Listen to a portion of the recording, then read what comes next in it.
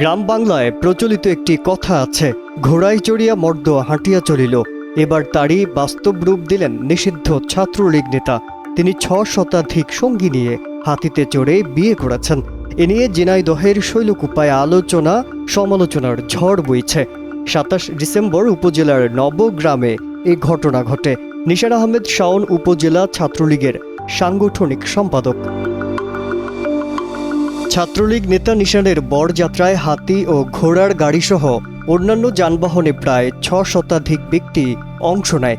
ছাত্রলীগ নেতা নিশানের এরকম বিয়ের আয়োজনে ক্ষুব্ধ হয়েছেন অনেকেই। করবেন ছাত্রদল রাত্রে বাসায় ঘুমাতে পারেনি, দিনের বেলায় সঠিকভাবে খাবার খেতে পারেনি।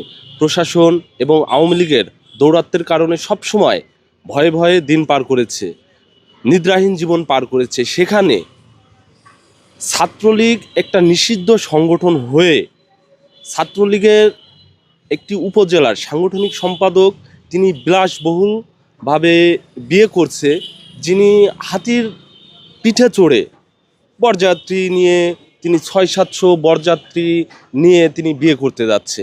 আসলে তাদের অবৈধ টাকা আছে কত? যারা অবৈধ ইনকাম যদি না থাকে তাহলে এত বিলাসবহুলভাবে কখনোই বিয়ে করতে যাওয়াটা আসলেই শোভনীয় নয়। একমাত্র ওয়ালটন এসি দিচ্ছে 1 বছরের রিপ্লেসমেন্ট গ্যারান্টি। প্রশাসনকে তো অবশ্যই এটা দৃষ্টিতে নিয়ে আসা উচিত এবং আইনি ব্যবস্থা নেওয়া উচিত, যেহেতু এটা নিষিদ্ধ সংগঠন।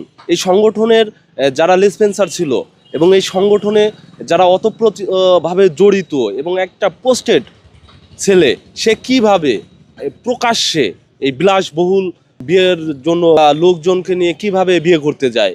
একটা নিষিদ্ধ সংগঠন যা আদালত কর্তৃক নিষিদ্ধ ঘোষিত হয়েছে, সেই সংগঠনের একজন কর্মী হাতির পিঠে চড়ে ধুমধাম করে বিয়ে করতে যাবে, এটা কল্পনাতীত।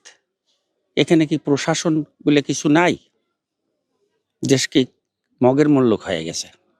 এখানে প্রশাসনে হস্তক্ষেপ করা হচ্ছে। ছাত্রলীগ নেতা সে এত টাকা আসে কোত্থেকে?